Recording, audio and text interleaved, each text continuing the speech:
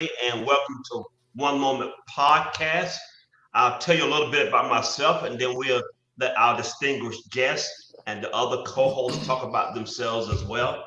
Like I said, my name is Ruben Burney. I'm a certified substance abuse counselor for 25 years experience. Uh, the reason I wanted to do a podcast because at 69 I want to continue learning and growing. I'm new at this. We've made mistakes. We're uh, relatively new podcast, but I think I'm learning great communication skills and getting over the fear of public speaking. Although I do a lot of groups, so I'm learning from this experience. I'm growing, learning, meeting other people as well. So I'm excited about doing a podcast. And now allow our distinguished guest to introduce herself. Hi, thank you so much for having me. My name is Alisa. I'm from Florida currently, originally from Russia. I work as a licensed psychotherapist. I specialize in trauma and bringing a lot of different modalities to working with people with trauma. And that's something that I'm very passionate about. So this is definitely my life's purpose and mission. And I'm thrilled to be here today. So thank you for having me. Thank you for being here. And Kevin Odom, we'll let you introduce Man, you yourself had as to well. you had to use my government name, man. I'm picking. Yes. So, good evening, folks. My name is Kevin. I am a licensed clinical addiction specialist, a licensed clinical mental health counselor, and a certified clinical supervisor, all in the state of North Carolina. And I'm looking forward to having Miss Elisa on the show tonight. And I'd like to say this: we are expanding our base as far as like which platforms we are on. So this is just a memorized to the best of my ability list. All right, we're on YouTube, Facebook, Instagram, LinkedIn, X, Odyssey, Focus, Minds, Audius, Orb, Apex, and Essency. And we just did the last five, or four or five, most recently within the last 2 weeks. So that's a little bit about how far we are reaching out. We are reaching out into the decentralization world, Web3. And this is because of our main, one of our big sponsors, WebHash. They are a Web3 decentralization platform. Our main website is on Web3, is on the blockchain technology. So yeah, so we're trying to push it into that and push the boundaries of our podcast.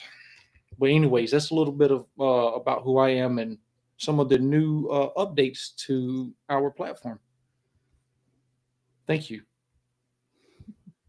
When you talk Now, about web hash and all that technology, I'm like, I'm learning this whole process. So, yeah.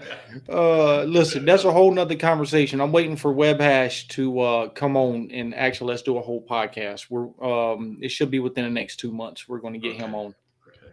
So, but Miss Elise, thank you again for coming on. And you are out of the state of Florida. So my first question, I think we always ask therapists this, right? Especially one therapist to another, right? Mhm. What made you get into the mental health and substance use field? And I like to know that one just because I know that'll be like the kind of the driver into where this conversation is going to go tonight. Yes, well, yeah, that's a long story, which I'm going to try to make short. In general, I feel like the longer kind of I walk this path, the more I realize through different signs that I receive, through different moments, the people that I mean, things I discover about myself, why I'm here. But I feel like it started back in Russia when I was a little girl, and I actually didn't know, and I only found that out until I didn't find that out until I was 35, 34, my bad, that I was in this association since I was 2 years old. So from 2 years old out, I was disassociated and I had no idea how to cope with it. And so by the age of 18, because I was living in this state of hopelessness, I actually moved to the United States by myself. My family was, left back in Russia. I didn't have no money. I didn't have proper English. And that's how I got my journey started in the United States, and then getting a lot of traumatic experiences along the way. and trying to heal them by myself too. It was a very lonely and isolated place, but also leading me to something greater. And so I feel like after I started addressing that, my own kind of struggles, and learning to cope with it in different ways, first, again, unhealthy coping skills, addiction related as well, right? And then I decided to go to a mental health field to get the answers I needed, because when I went to a therapist, I was like, that can't be it. The person did not understand me at all. And I was like, that can't be. Come on, everybody would be like that, right? And I use the same stigma that usually a lot of people place on mental health field, that everybody is the same way, people don't know nothing. But it's probably because we go to one person and then we overgeneralize everybody else. And so for me, that first encounter was not good, but it also led me to go for, again, bachelor's degree in mental health and proceeding in that career as well, learning about myself, healing myself with many different tools that I've learned along the way, not just mental health tools, but also some alternative methods and healing modalities. And finding that this was my passion. This was something that I was so thrilled to get that liberation for myself. But it never stopped, because even last year I've got ahead again, right? There was that leap forward with EMDR that I discovered that was so profoundly impactful in my life. And now I'm using that a lot with people that I work with. So I feel like every step of the way, if we choose to listen to what we are receiving, to people that we meet, to the messages that we get from our own practices that we do, I feel like we realize more and more if we're aligned with what's meant for us, or maybe not so much. And so the story is long, but in short, I feel like learning to liberate myself from what I had to deal with allowed me to gain that passion and inspiration to be there for others, so that maybe they don't have to walk this path by themselves, and wanting to be there for them. And so that became that beacon of light for me, for myself, for my own healing, and also to be of service. So yes. What about you, Mr. Kevin? Yes, Kevin. Okay, Ruben. Great question. So, like yourself, right? Growing up in some rough experiences, right? Addiction completely shattered my family completely. And I'm not going to say anybody's names on here. I'm going to respect them because they've done some changing, quite a bit of changing, shall I say. But I saw it devastate and destroy family, my family, and there's so much stigma around substance use, trauma, suicide, mental health in general, and so for me, it goes back to I want to be a part of the solution and not the problem, right? Um, and that's one of the main driving things that got me into the field. Didn't realize that I would enjoy the field as much as I do. But yeah, I mean, it's you know I have learned when I first started, I was this huge brain disease guy, right? And the more and the longer I practice, the more I realize that for me, I don't think I really fall under that area anymore. I've expanded out into other areas that has been when I use the brain disease model of addiction versus existentialism and other types of finding hope and meaning, right? I find that existentialism, finding hope and meaning, right, goes back to why they started, right? What makes them use versus the brain disease. And you know how many times I've tried to use the brain disease and people will just, well, I don't really care about how the brain works. Oh, okay. Okay, cool. Great. Apologies. My bad, and then there's the other half of it would, the other half of the population would say, well, oh yeah, you're talking about the endorphins, you're talking about this, you're talking about that, you're talking about how drugs do this, you're talking about how drugs raise the blood pressure, you're talking about the drug on how we can get HIV, this, that, and the third, right? Teach me something that I don't know. And then I ran into a clinical supervisor who challenged me. He said, Kev, it's not a brain disease. He said, go home and study existentialism and restudy the brain disease, and then go back and look at every drug and see which see which part of the body it plays in, right? What the neurochemicals were. And I'm like, yeah, whatever. And he really made me mad. But I went home and I was taking a neurobiology course in my doctoral program. And when I read that was the first or second chapter. And I'm like, you've got to be lying to me. So I texted him. I'm like, dude, you are so insane smart. Tell me, teach me. I'm open. Teach me. So that's where I started exploring more into existentialism and that branch of philosophy versus the brain disease that I have found to help nobody.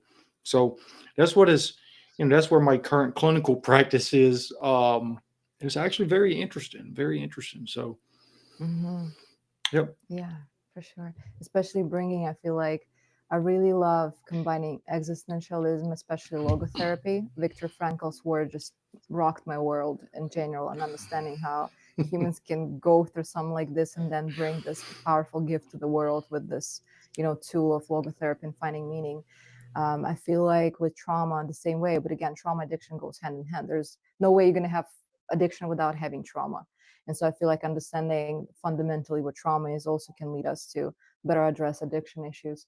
And spirituality is something that I heavily rely upon. Again, not the religion perspective, but I feel like understanding, again, seeing the problems that we have from a bigger stance, from a larger stance, from more open perspective, because these minds are so heavily influenced and they're so restless that it's very hard to really make proper decisions to use them wisely, especially if we're talking about substance use as well.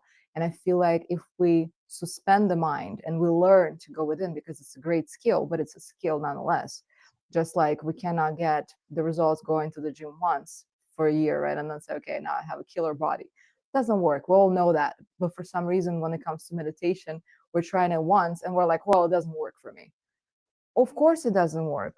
So is one workout is not going to work for you, but going and getting consistent with that will bring some changes, right? And so I feel like we have to dedicate time to that too, to learning about who we are, not who we are. I mean, as humans, yes, and I know we talk about the character flaws, right? Character defects and all this facets that are very important, agreed.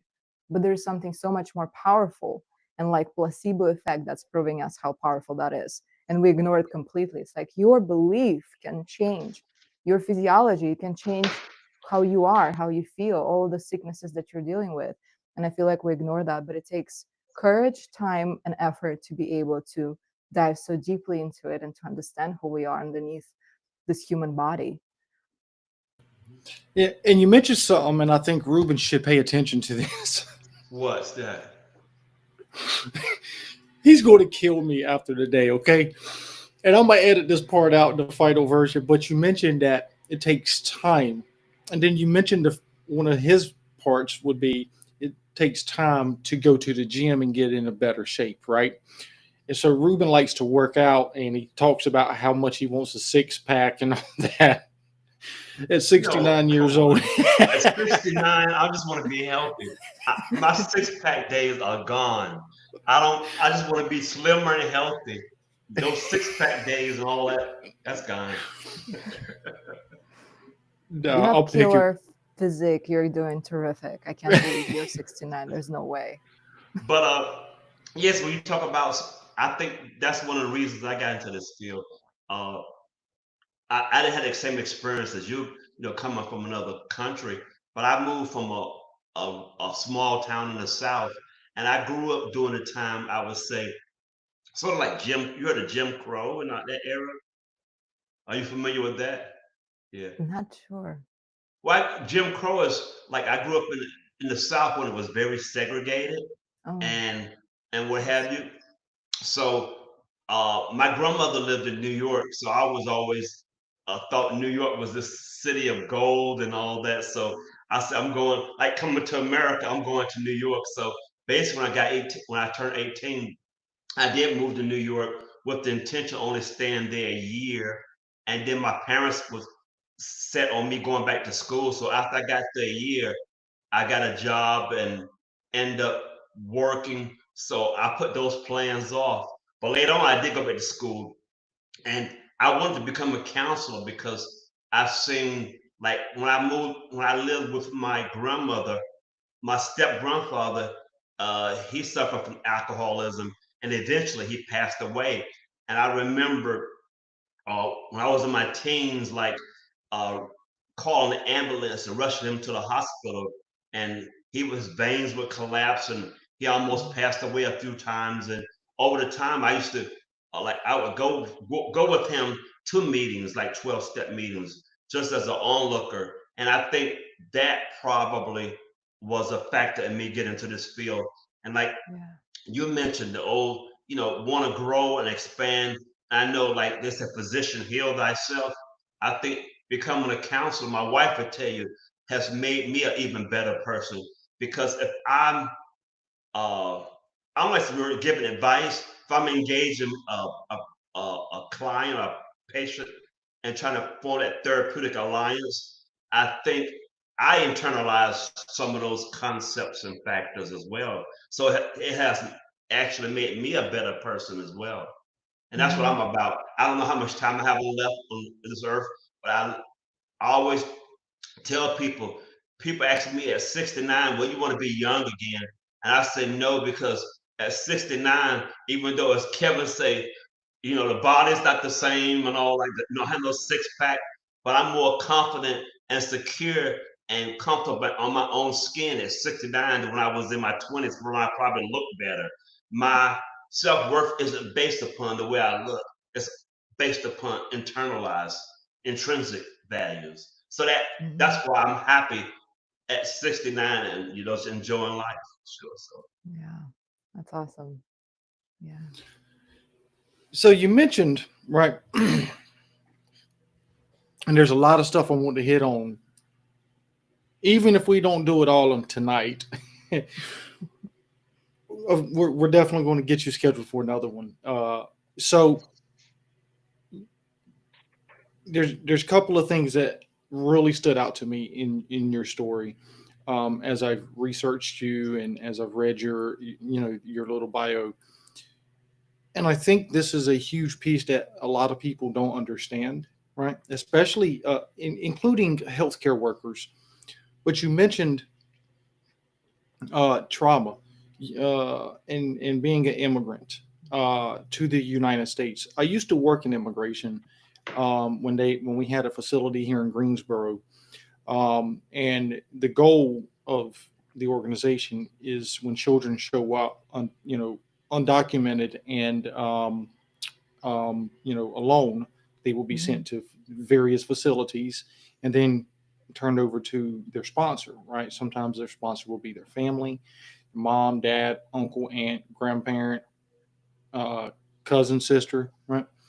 Hmm. But a lot of the general public in healthcare as a whole doesn't understand that type of trauma that occurs in immigration, right?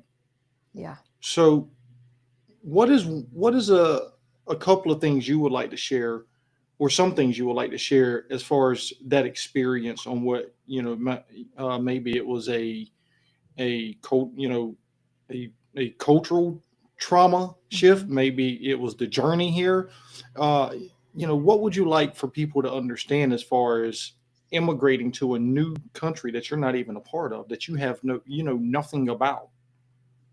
Right. Well, I think it starts, and in general, I feel like whether it's cultural, immigration related, or any other type of traumas, I feel like understanding how and what are the aspects of it and how it impacts our mental health, our physiology, our even spiritual crisis can occur from that. Because again, it's a very alienating kind of experience. Because oftentimes, again, there are different ways in how trauma is manifested in life based on how we perceive the experience that happened that caused the trauma to be there, right?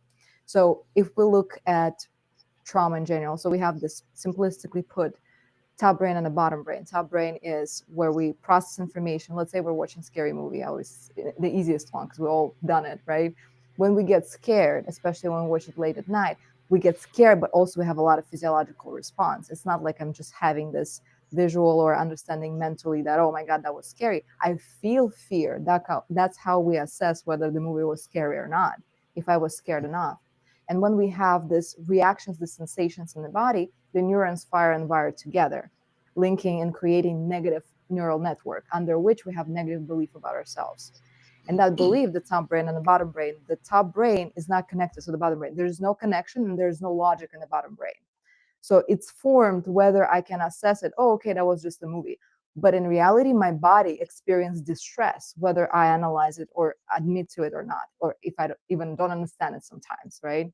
When we're moving to another country, and there is so many different components, not just my own experience of that, but also social level, right? How do I relate to other people? How am I treated?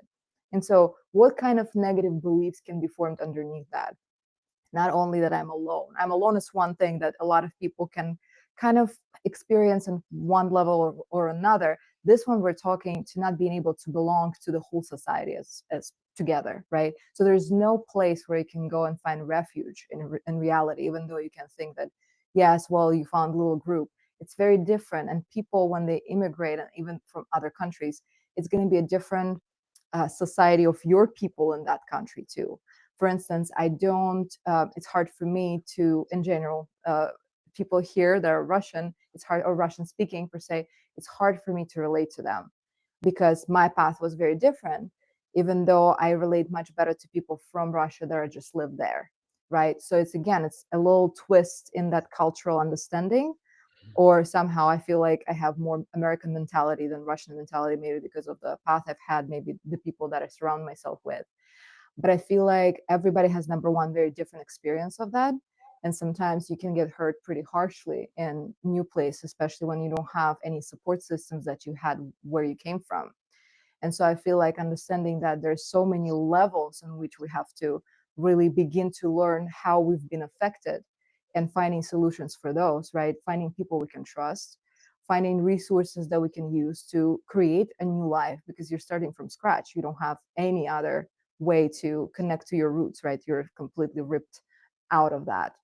And there was actually a funny thing when I was studying for my exam back in the day. And there was this, when you study personality disorders, and I was looking through the paranoid one, and I was like, oh my God, I hit every single box. I was like, oh, maybe I can explain what's going on. And then in the exceptions, they say it cannot be like, you can't assign that to people who are immigrants, because naturally they will all have that. So now imagine, or they may have that, right? Not all of them have that, but they may have that. And so now when we think about it, so even if this is something that may automatically come together with your transition to another country, that's a hardcore thing. So you don't trust people at all. You don't find solace anywhere. You can't even trust yourself sometimes because you don't even know where to turn. And especially when we're talking about children, that's when the world is just forming.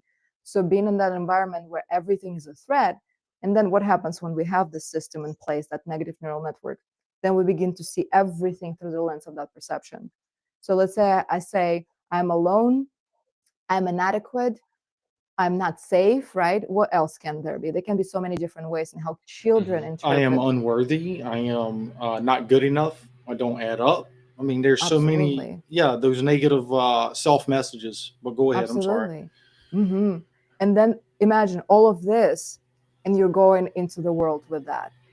So you're going and you have to be in school and you're seeing, I'm unworthy, I'm not good enough, I'm alone, I'm inadequate, I'm unlovable.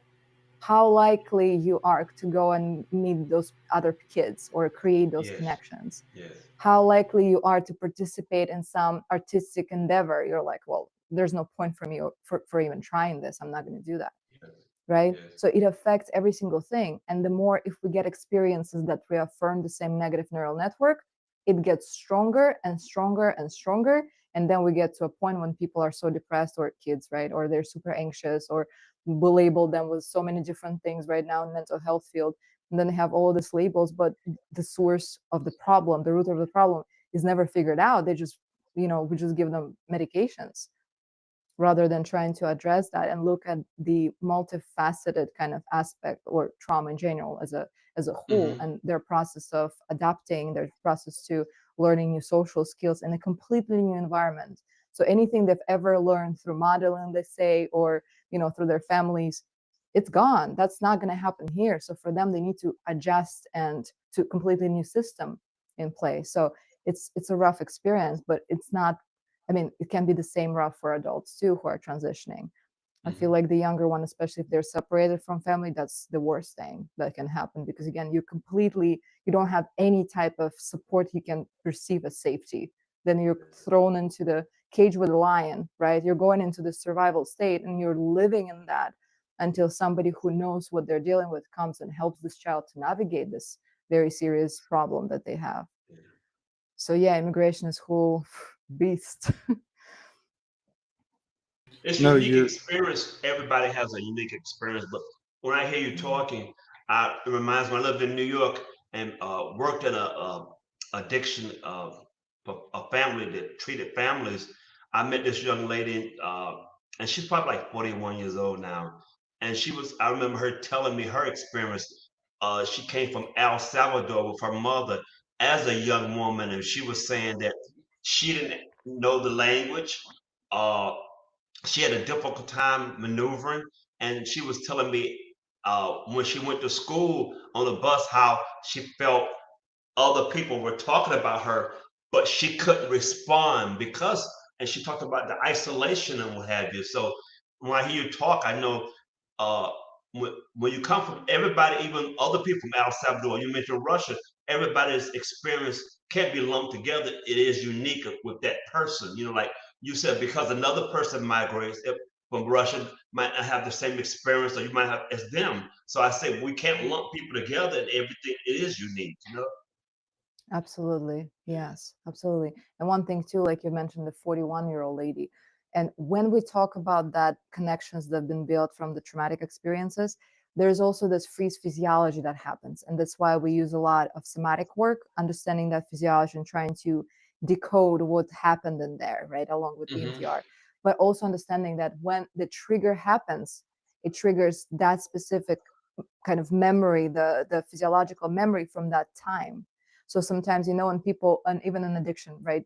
Well, you guys probably observed a lot of that. Even older folks that they've been triggered, they're throwing tantrums like they're 5-year-olds or 6-year-olds. Why? Because that's the part that's been triggered and it's showing up even in the adult body. Sure, definitely. I, yeah. I, I So have now experienced that. now I think now definitely. now now I know when Ruben starts acting out, I know what's going on.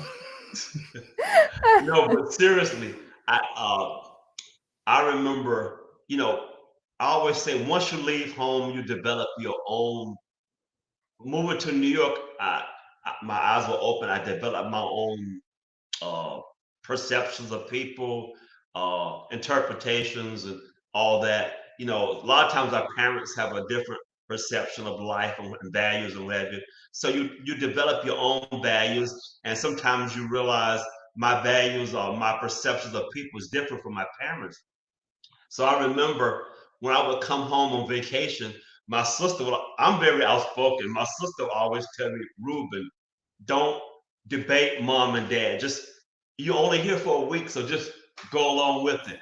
But I remember that my wife, I would laugh at my wife, that old saying like you're on your own, you're grown, but as you get into the driveway and you get closer and closer to that doorknob, you realize that little boy again, and you don't want to do that, and you try to break that habit. You get Mhm, what I'm saying? Yeah. mhm, So. for sure.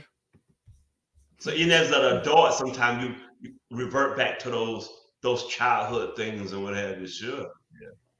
Yeah. No, Mhm. you definitely I see it all the time. Even in especially or including the elderly population, like it doesn't matter Mhm. age here, right? Because you're right. There's that learned mechanism, right? And it is about that healing. And you mentioned logotherapy and you mentioned somatic therapy.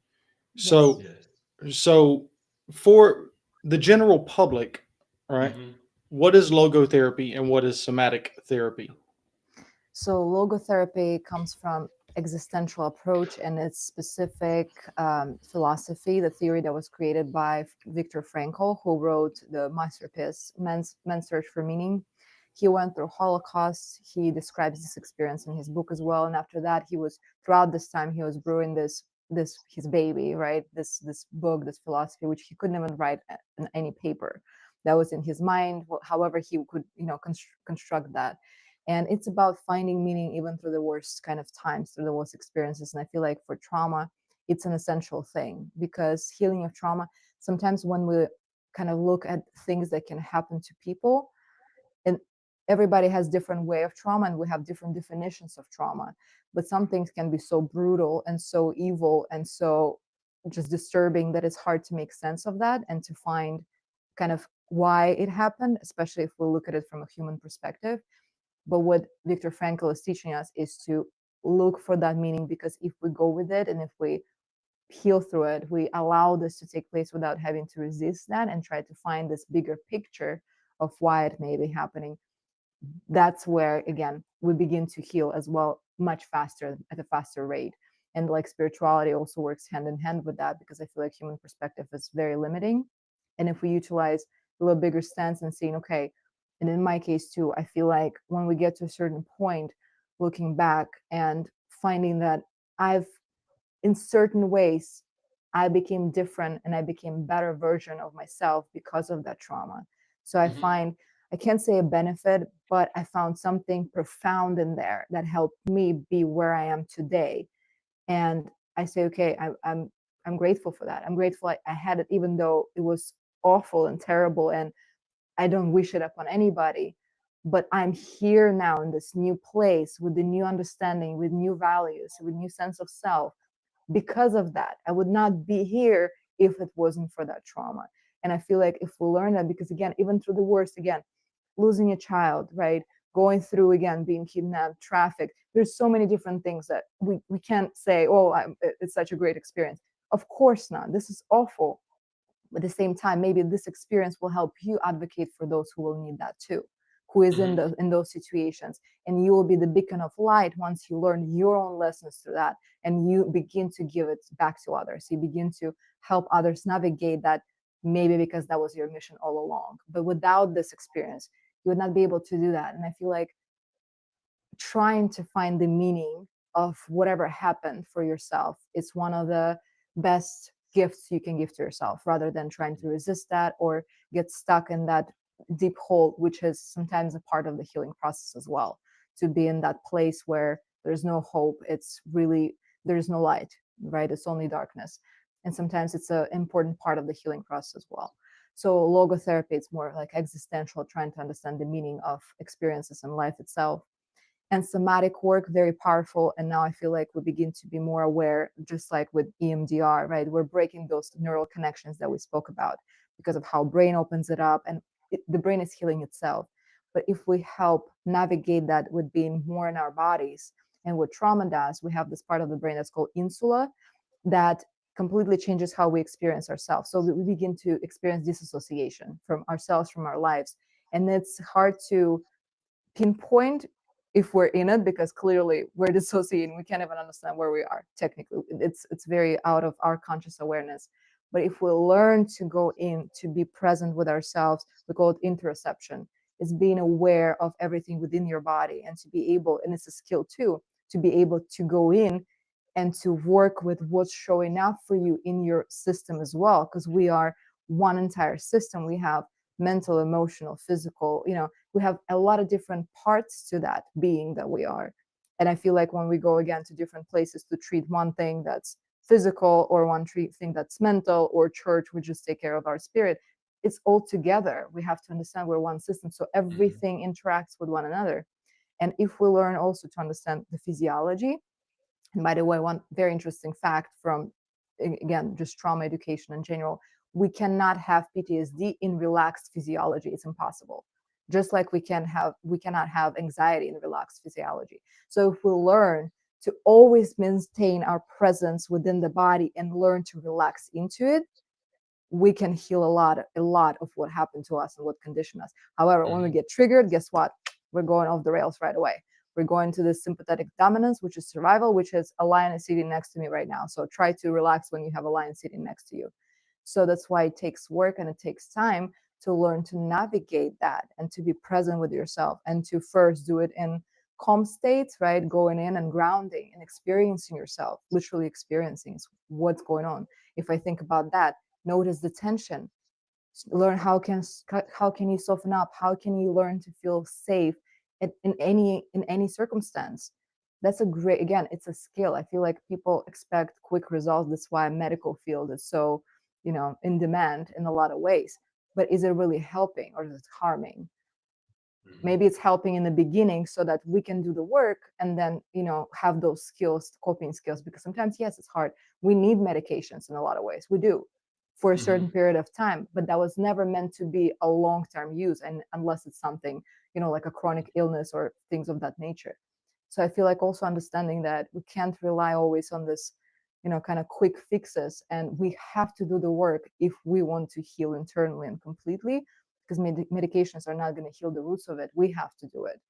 And so somatic work can be very powerful and profound for people to find new perspective. The moment they relax into it, even for a few minutes, our neocortical function goes up, because we leave that survival state and we begin to receive new perspective. I'm not even saying anything. I have people who are like, oh, I don't know what to do. We do this quick exercise. They're like, you know what? I think I'm capable of. It's been 2 minutes and you're now capable, when before you were overwhelmed. You are magic. You are in yourself. You're magic. Just look what you can do if you attune to yourself, if you go in. And that's such a profound experience for anybody who can, in 2 minutes, understand they have a very different belief now about themselves and about their situation. Yeah. I remember a clinical supervisor of mine saying that, those messages that we hear from childhood onward into our adult years, they never vanish or go away. But what we can do is supplant them, or not replace them, but with positive messages, and balance those negative messages out. You get what I'm saying? Absolutely. Yeah. Yeah. And I And think that's true even for myself a lot of times when you hear those negative messages. That's why I talked about, I hear a lot of older adults saying now being more, comfortable in your skin, because hopefully as you get older, hopefully you get wiser and you learn. I think even if I had become a counselor, at some point learning, you know, a lot of times I hear other people saying they learn the concepts, or the terminology for different approaches in therapy, but then they found out, well, I was using that already. Get what I'm saying? But they didn't understand what it was actually was, the terminology for it. You know what I mean? absolutely. Yeah. I mean, those skills we do, I feel like, and again, that comes to the point, we have to know ourselves, right? We need to know because we have the answers.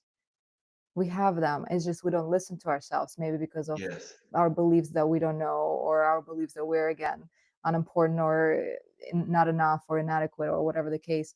And I feel like if we spend more time with ourselves, truly sitting with that, but again, you have to meet the best parts of yourself and your demons too, your shadow, right? And you have to meet it, you have to embrace it, you have to love it to understand it. And then you're able to work with it together, because that shadow, while we're in this body, it's always going to be there. It doesn't Yes. matter where you stand, you will see your Right. shadow. Right. That shadow is Accepting that always it's with gonna us. be there. That's what it's important to know that. Yes. Yeah. Absolutely. And just if we domesticate it with our ego, right? Our ego is a wild horse. If we don't domesticate it, it does whatever it wants. It's going to be jumping. It cannot work for you unless you learn to domesticate that.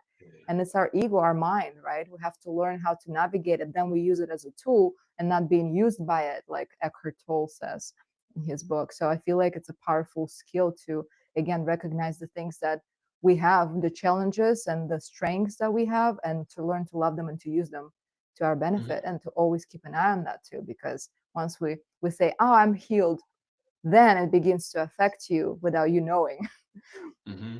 Hmm. Right? Definitely. Like with relapse happens way before the actual act as we know it. Yes. Yeah. Yeah. Well, I think that goes into when you talk about knowing, you know, we all have the answer, right? And it's internal. I think you know, yeah, you're right. And I think part of the problem, and we spoke about this, I think, Ruben, on the last episode that we had, but or maybe it was 2 episodes ago, I forget. Anyways, um, but I am also of the belief that there are times in our lives that we are, when you talk about trauma, when you talk about fear, you know and our body feels it. um we're afraid to take that next step. We're afraid to step into the unknown because we get comfortable with what we know, right? Just like trying to get people trying to get sober. Um, there's a struggle because on the one hand it's something new and they're afraid, and yet on the other hand they have to give it up. And Lorraine spoke about that a lot, right, during clinical supervision. And I've seen that firsthand with people that I work with. And then that also brings me back to why I did. You mentioned something, and I don't want to forget it because I know I will. Got that good forgetter upstairs, right? Dr. Siegel wrote a book. Mhm. And I forget the name of the book, but it's one of the best books I ever written. And it sounds like you might have read it. Okay, it sounds like it because when you spoke of somatic therapy, uh, and what it is, Dr. Siegel wrote a book, and he's a psychiatrist or a psychologist out of the state of California, but he talks about body scanning, Mhm. and that's his primary practice, right? And he uses body scanning for addiction therapy, for trauma therapy, for similar stuff to what you were just sharing about, right? And he said that he found that when and he's got different examples of real life cases laid out, and it shows that when people would focus on their feet, right, they would come up and focus on each part of their body. When they hit their knee, they might come out of that trance state, and come to find out they just remembered that they broke their knee 20 Mhm. years ago and didn't even think about that's why they were doing this, or that's why they were experiencing this, right? And they never once thought about it. And then sometime there was this one situation that the lady was you know trying to go through it, and it took her about 5 sessions before she light bulb came on. She'd always get up to her chest and she'd go into a panic attack. 5 sessions later, roughly give or take, she's in there. She works through it, and she found out that the reason she was having a panic attack is because, if I remember correctly, her dad had raped her when she was, Mhm. a young child. And then through that body scanning, she was able to find healing and growth in that. So a lot of what you were sharing reminded me of Dr. Siegel's work, which has been profound. I don't teach it, but I do encourage people to buy his Mhm. literature and actually go look at his research. Yeah. Well, trauma resides in physiology. So again, it's very hard. I feel like when before we used to do more like flooding, right? When we used to work with as a field, right, with the veterans, and what the talk therapy was the primary kind of go-to. And so when people just talk and talk and talk about it, sometimes they were getting worse rather than better. And so now, thankfully, we're able to address that. We're very fortunate to be in this field right now because this is something that this new information with EMDR and somatic work, we begin to understand more of why sometimes it's very hard, even if we use just talk therapy, it's very hard to change how we respond to the trigger. How do we feel through those, experiences that can be stressful and challenging? And when you've mentioned about that fear of the unknown, it's motivational interviewing, right, as we know it, is the beginning point. It's understanding what are we going to gain.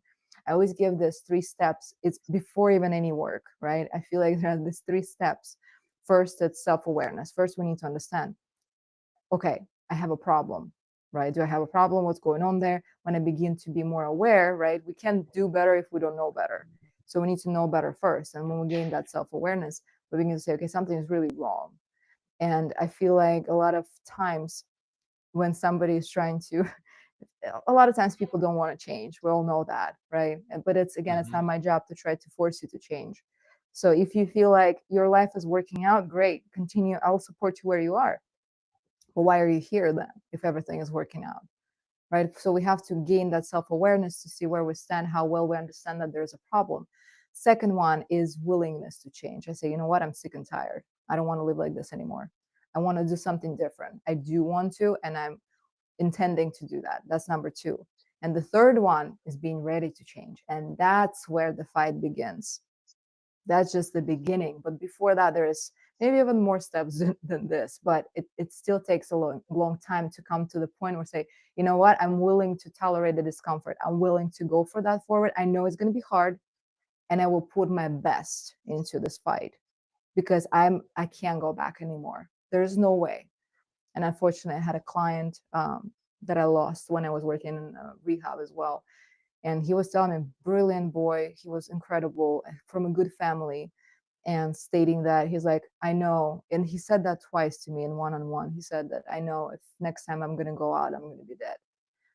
He said that twice. He went out and he was dead, and that was devastating. I've lost a lot of people, and so I feel like, number one, we have better self-awareness than what we think. We're just trying to convince ourselves otherwise, and I feel like we have to pick which voice we're listening to in our head, because we do know better. It's just sometimes we don't want to do better, and sometimes life is pushing us really hard in order for us to finally take that step forward.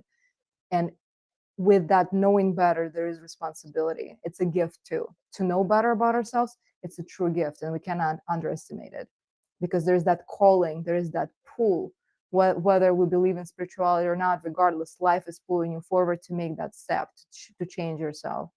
If you don't listen, we're all responsible for our consequences. Just like in therapy, I don't get credit. I don't give myself credit for any failure or any success of people, because I'm there providing equally to everybody. But what they do with what they receive, that's not my responsibility. I'm not going to be taking responsibility for that, because I know what I'm responsible for already. I'm following the steps. But everybody, that's the free will, right? Everybody has free will to decide what do they want. And it's very sad to see when people don't choose better for themselves. And it's sad, and I feel really emotionally affected by it. But there is nothing I could have done, even if I wanted to. And just like we know with people working with suicide, how relatives sometimes of those who take their own lives, they blame themselves. They're like, I could have done better. No, you really did. You couldn't. You really couldn't. And sometimes people blame themselves. So I feel like we need to learn to take responsibility for our life if we want to change, but it's a deeply personal decision. What am I doing with the new knowledge, with the new experience? So yeah, it's scary, but again, what is unknown? I mean, we may not be struggling with something currently, but how do I know that tomorrow I'm driving and I'm not going to get killed? We don't know that. How can we know, right? So the unknown, rather the sense of safety and the control we think we have as humans, is literally not that great. It's not that big as we think. So realizing that the unknown can be the opposite, can be unlimited possibilities, because you already tried where you are. So why you want to remain there? You know where that's going to end. Why not try something new and see, maybe it's going to be better? There's no guarantees, but you can assure yourself at least you're not going to repeat the same thing. We can't solve a problem with the same mind that created it, Albert Einstein. We need to get a new mind. We need to start thinking differently, and doing the same thing, expecting different results, the same thing. It's insanity.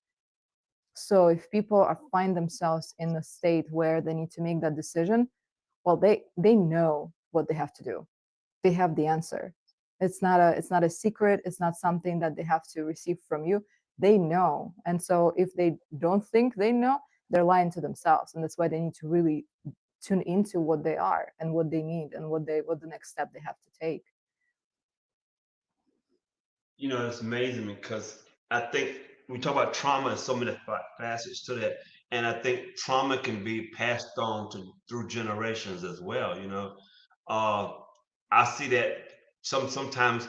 I remember working with a client once, and and I'm not an expert in domestic violence or anything, but I listened, and you know, and at first they were concerned about having her with the male, you know, like and talk about domestic violence. But one of the Mm. things that she saw that there was a male that's willing to listen and being empathetic, and she talked about how her even throughout her generations, the women, her grandmother was abused, went through domestic violence.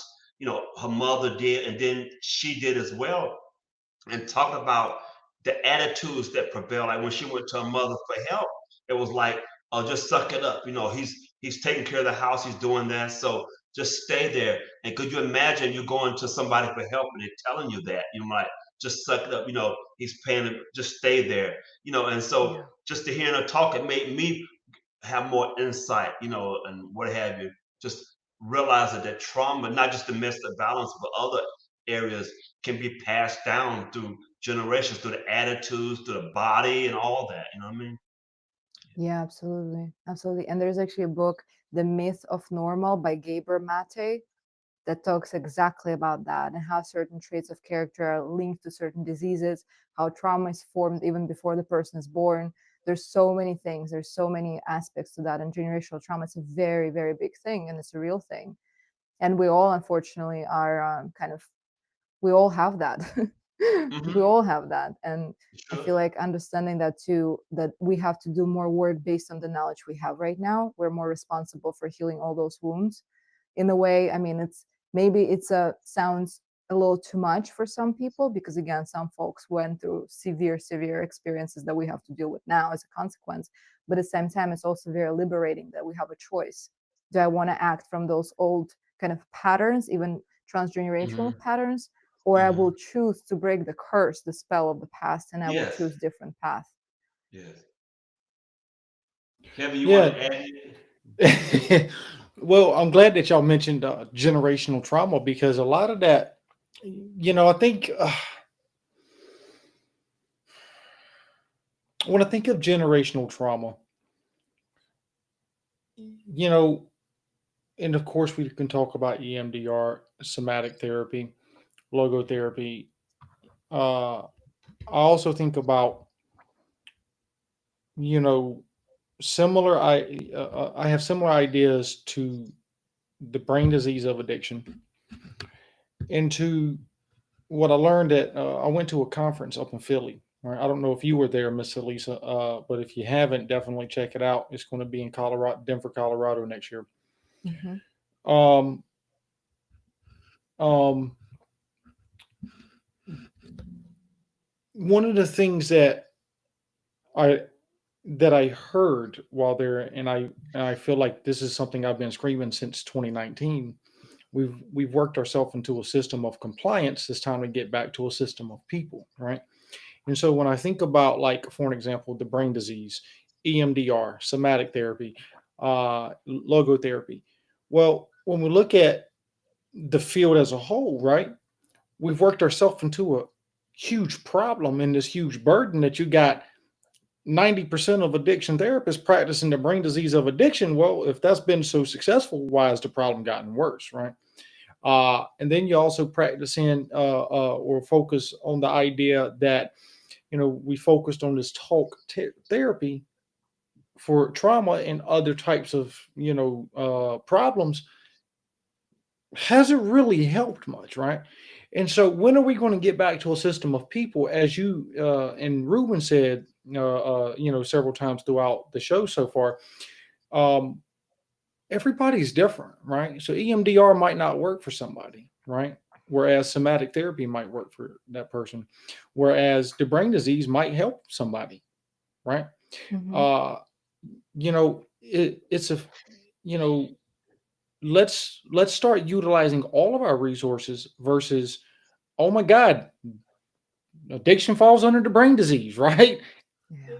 Like, let's look at how often that we're separating people rather than trying to bring people together, right? And so when Mm-hmm. I think about generational trauma, I didn't hear about this in 2013, 14, 15, 16, 17 when I was going through my undergrad, right? I learned about this in 2018, and rarely did we have any talks about it. And now all of a sudden, there's this huge push in generational trauma. And so I'm actually glad that you mentioned that. There's generational trauma is something that we're trying to backpedal on and trying to fix, and it's not an overnight matter. No, not at all. I feel like it's, again, it's funny because I feel like we always expect something very unrealistic out of the healing process. And I think maybe generational trauma and addressing that is not any of the first kind of steps to healing, but it's definitely something that if we want to continue healing, because I don't think there is the end of, well, there's the end of treatment, but there's not the end of healing. And there's always something, even if we've worked on the past, then there are new kind of events that begin to reshape and rock our world as we go forward. So I feel like understanding that, again, that's where we have to practice the routine. We have to really know and sit with ourselves. We have to utilize and always learn new skills and new ways of, whether for ourselves, how to heal ourselves, whether how to address other people if we're talking about providers.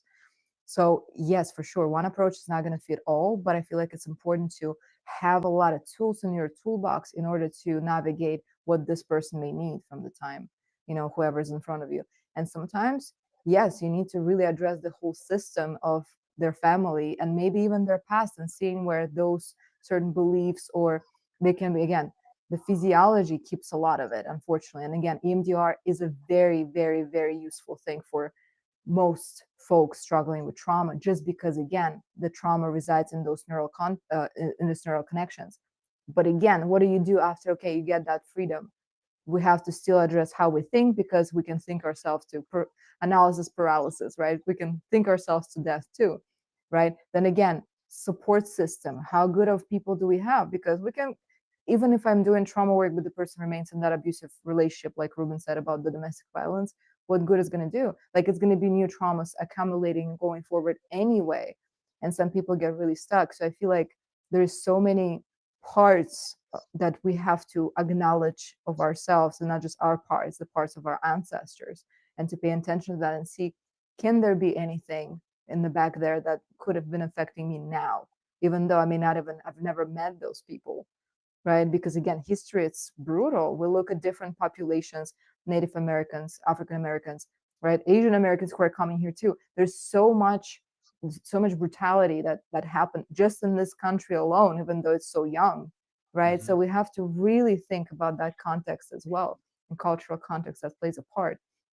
But again, depending on, I feel like maybe generational trauma is something that's down the line, when you learn how to navigate yourself, so you can self-regulate, you know where you are, you can get out of very uncomfortable kind of emotional bursts that can happen, because it will happen with trauma, it will happen regardless. And so I feel like learning that first before we're going anywhere even deeper into that topic, it's important.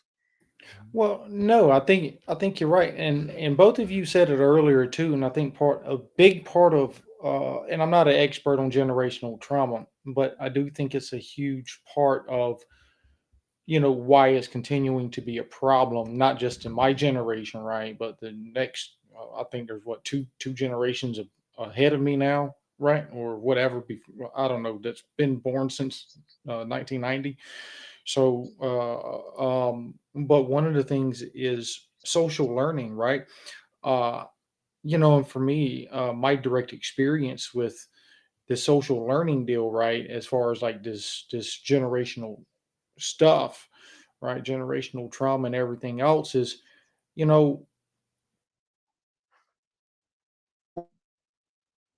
18, you went to New York, you was planning on staying there for a year, ended up being there for 38. You're still a New Yorker, just so you know. You'll never be a Southerner. You'll never be a North Carolinian. You'll always be a New Yorker. Okay. Um, but you learned, right? And as you said too, ma'am, is, when you came to the States, you learned your own identity. You grew into it. You evolved into it, right? Yeah. Well, same thing with me when I had a life changing experience at the age of 22. For 22 years, I lived life based on family beliefs, this belief, that belief, because this person said I needed to do this. This person said I needed to do that. This person said this. And it's just like all this garbled up mess, right? These negative, right? And I shouldn't say negative, but all this, these messages and this information that I was taught, that I learned. Well, at age 22, had a life changing experience, and I have my own beliefs, right? I have my own ideologies. I have my own thought processes. I have my own idea of who I am. Um, uh, and so uh, I feel more free, right? Mm-hmm. I feel 10 times more self confident. I feel like I have my own voice. Um, and I can add to the list infinitum, right? Um, but that's been my experience. 100%. And, I've had quite a few family members, uh, interestingly, say that, that say negative things about me. You know, because of some of those changes, and it's like, here's what it is. Like you know, I have my own life to live. Right? I can't live. We can't live life based on, unless you're a collectivistic society, of course. That's completely different. So for individualistic society, let me just Mhm. be more, or let me preface that, right, and what I'm about to say. But you can't live life based on other people's ideologies, other people's ideas, beliefs, values. You have to have your own core values, your own self identity that is tied into, who you are and what you've been through, what your experiences have been, Mhm. right? At least that's, so when I think about generational trauma, I think about all of that stuff, right? As Ruben, you grew up during Jim Crow. That's huge generational trauma, right? You migrated from Russia, right here, and you had your own trauma, right? That's also a form in the system of generational trauma. And so, how do you overcome the racism? How do you overcome that? The immigration. You have to grow. You have to evolve into who you are. I think sometimes you overcome those. People say it might be considered dysfunctional skills, but I know for me, I've been working here where I'm at now 13 years, and they often say I'm assertive, but I'm very outspoken, and I say even maybe a little bit arrogant, and I know that, and my wife says that. I know that because I know that growing up in the, I remember I was one of the first. Uh, my sister went to an all black school, and I decided I want to go to a predominantly white school before they actually had integration. The following year, they actually closed and they had integration. But I remember going to an all white school and being teased. But that arrogance that I developed was a shield. It helped me to feel like they can't break me down. You know what I mean? So I think sometimes that arrogance, it served me in the sense that, even to the day, I'm not saying arrogance is a good thing, but sometimes it can be a shield and can protect you. But I know you can't. You understand what I'm saying? Yeah. What if it Yeah. was your spirit that was protecting you? Maybe it's not arrogance, it's that confidence that you deserve to have navigating Right. such Yes. But experiences. maybe that's right. Sure. Sure. Sure. Yeah. Because sometimes people may make, and that's what Kevin also said, right? About some people may not be happy about how you're behaving because you're not kind of fitting their expectations of what you should be doing. And Sure. there's a lot of those people. So we have to also kind of think about, a lot of people won't agree with you, and they have the right to think what best for you too. They have that right. It's a free, they're free to think whatever they want, but it doesn't make it true for you. It doesn't have to, Right. Sure. unless we allow it. So I feel like also like working on that and finding your own voice, that's exactly the point. You have to silence all of this noise that we hear every Mm-hmm. single day. I mean, Mm-hmm. I feel like sometimes it's important to ask for suggestions because sometimes we just don't have the right tools yet. We Mm-hmm. also have to trust ourselves. Who am I willing to trust, right? Then Yes. okay, you know what? I don't think that person will do good for me. But then we go there anyway. How many times you guys, if you ever trusted someone and then you found out that the first impulse you had, I was like, I'm not sure about that person. And then you're like, you know what? It's probably I overthink that. You go forward and then you learn why you shouldn't have trusted that person. Mm-hmm. Mm-hmm. We all had that That's very experience, true. right? And so it's learning to trust yourself first. We have to become our best friend. This is the only relationship that will be there for us until the last breath. And we Right. always count on someone else before we count on ourselves. Every single relationship with others that we have will end in pain. Even the most beautiful one, either we're going to die, others going to die, we're going to go separate ways. This is your best friend. You are your best Yes. friend. There is That's no true. other way. If we don't Yes. trust ourselves and we trust someone else instead, you're going to ruin yourself because you're Yes. not following your calling and your voice.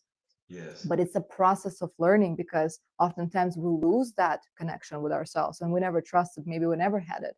And that's how codependency comes upon, substance use comes upon, because we never learned the proper way of connecting to ourselves and trusting ourselves that, you know what? And in general, if I don't have self love, then I'm more prone to self harm because addiction Mm-hmm. is self harm too. But if you truly Sure. love yourself, Sure. you will never put yourself in an abusive relationship because you're like, what did you say to me? Exit is right there. Get the out. You just call it as it is. But it takes courage to know that you deserve better. A lot of people don't think that. And so I feel like it's a very powerful journey to learn about that, but it's a very hard one too. It is. So it's going to be a challenge, and we have to be ready for that. And that's that third step that I was talking about. It's like, say, okay, Yes. I know it's going to be a shit show, but Yes. I have, like, there's no other way. I can't go back. So the only way for me is forward now. Like, I've exhausted my Yes. resources in the past. So now I have to learn to hear what I have, who I am, what I'm going to do, even if others don't agree with me, even if it's going to cause a rupture in my relationship, even with my family. I have to follow what's important. There's no other way. Right? But again, it takes a lot, and it's not easy. And sometimes we have to take years in order to prepare to take that step from that edge and to try to fly. But guess what? In a lot of ways, if we do decide that, we learn that it was not as hard as we thought initially. And we actually can fly rather than fall, because that's what our restless mind, because we're afraid of the unknown, as we spoke about that. It creates all of this defense. It's like, you know what? It's not safe. Just like when we lived, let's go back to the cave people, right? When we lived in the caves, if you separate from your tribe, you're a dead man or a woman. There's not you're dead. The only way you can survive, even to like 20 years old, is going to be within this certain group of people, because you're by yourself. You can't do that. So this survival has been with us for so long. And I feel like we forget that it's still functioning, it's still going. And so, yes, we're going to be afraid of anything that's new, but it doesn't have to be that we're going to die in there. It's just our amygdala becomes hyperactive, and it's presenting to us with this imaginary threats that may not even be there. But it's what if we have the story starting with what if, it's always amygdala speaking. It's just the anxiety that's going to try to keep you safe, but it's overworking and it's not letting you to make the right choice and to take the right step. At the beginning of the show, I know we have to close it up at some point, but at the beginning of the show, you mentioned about electricity and not being able to see it, but and liking it with spirituality. And have you ever read the book The Secret? Of course, yeah. I remember reading that book and seeing the video they have it, and when it came out, it was very popular. A lot of those concepts, but it talked about uh, we about that force, that energy that we can't see, but we can experience. And that's what I like in spirituality too. But one of the concepts that always had me puzzled, uh, the secret, I can't explain it, but they more or less said that whatever happens in your life, I'm not saying it's your fault, but you attract it to you because you're on the same wavelength as that experience. Like the guy was saying in the video, one of the people that was author, one of the chapters said that even those people who were in that building on 9/11, he was saying, not saying it's their fault, but they were meant to be that they were, you get what I'm saying? Yeah.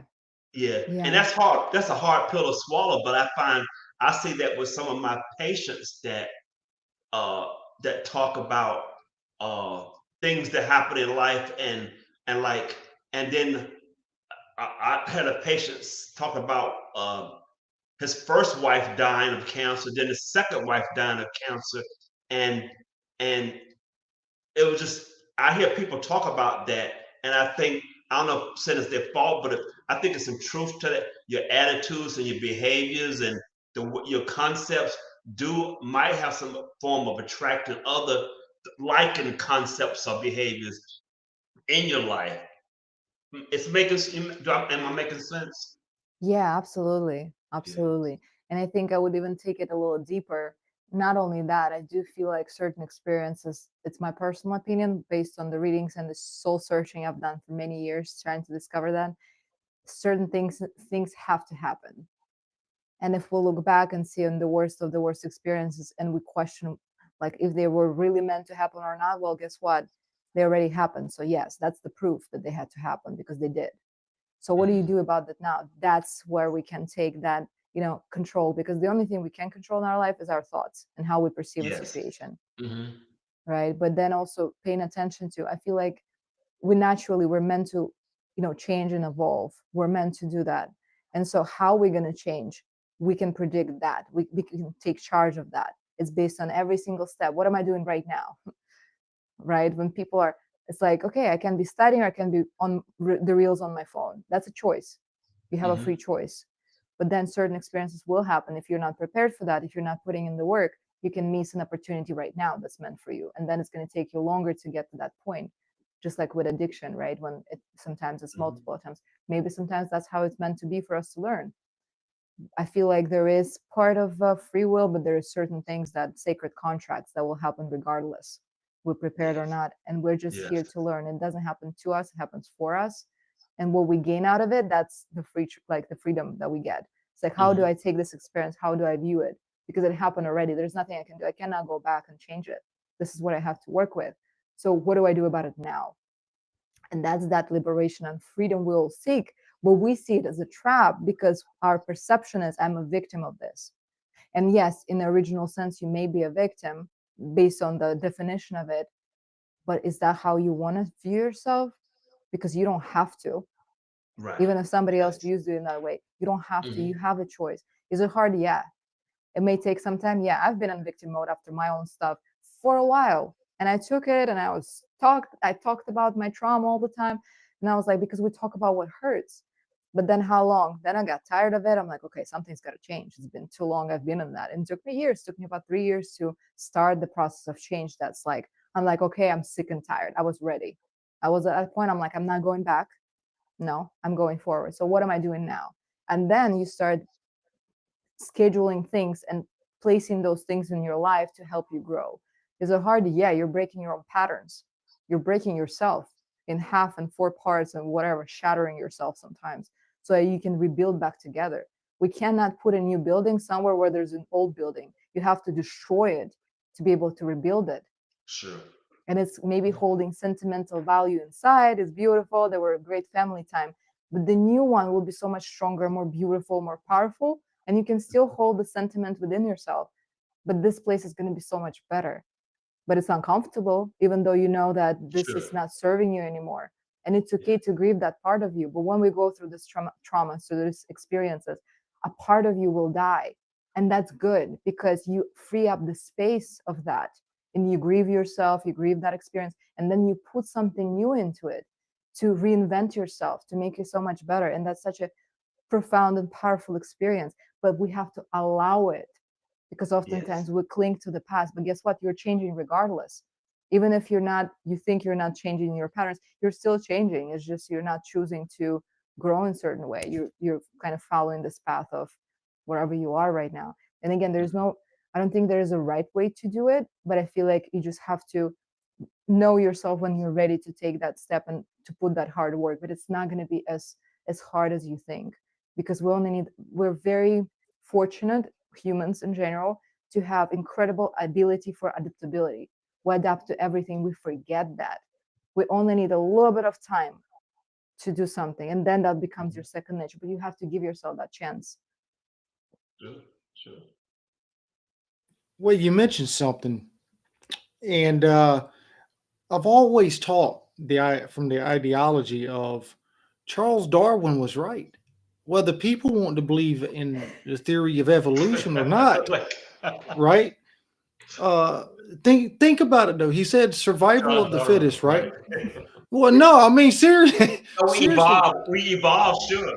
Right? No, yeah. So you can say, people can disagree with them all day and say, oh yeah, well, the evolutionary theory, we didn't come from apes or whatever. Look, I'm not here to debate whether we came from apes, gorillas, or what have you. Don't care. None of my business. Okay. I'm not that type of a scientist. But what I will debate though is when he said that the survival of the fittest, right? That the strongest survive. And so if you look at that part of the evolutionary theory, right, the more philosophical perspective, right? He talks about the need to change, the need to adapt, the need to grow, right? He talks about that. And I think that's important because you just said that. We're going to change whether we want to or not. The problem is, are we adapting and moving on with the times, or are we going the opposite direction? And so I definitely have to agree with it. That's been my direct experience. for sure. And so I guess my question is, you mentioned a lot about spirituality.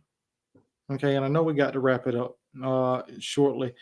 Um, how does what has been your experience? Because I want to do. Actually, this is my end of call now. Ruben, pick it up for me real quick. What? What did you say? He, we need to pick up without him for a second, but Oh, I think- okay. Okay. Oh, all right. Okay. All right. I have Verizon on You just hold caught right me now. off guard. I'm sorry. I have Verizon on hold right now. So listen. I'm gonna edit all this part out. So listen. I'd like to bring you on for a second show. would be my honor. Really, it would be absolute privilege and Yes, honor. absolutely. So if you can, two things, okay, to wrap it up, right? One thing that you would love for the audience to take away when they watch this episode, and number two, what is your call to action? Okay. So number one, don't fear, because again, there's nothing that can. You already know what's out there anyway, wherever you are. So if you need to have this, you have to take the step forward. Just do it because you already know where you are. Something new may actually rock your world in a very beautiful way. And call to action, just learn about yourself. I feel like that's always my call to action, is to befriend yourself, to become, to know how certain things affect you. What do you like? What do you need? What are your needs are? You can fulfill them so that you don't have to get stuck with other people who may fulfill that need. And we literally get stuck in the very unhealthy relationships. I feel like just learn about yourself and learn to love who you are, because every single human is so wonderful and beautiful. And if we don't acknowledge that yet, then we don't acknowledge the divine plan. I mean, if we look outside and see all the nature, it's perfection. It's perfect, even though we may perceive it as not, but it is perfect in many different ways. And so are you. So just learning about yourself and acknowledge yourself as the sacred being that you are. That's a great call to action. I like hearing that. I absolutely love it too myself. I'm gonna go ahead and hit the stop recording button.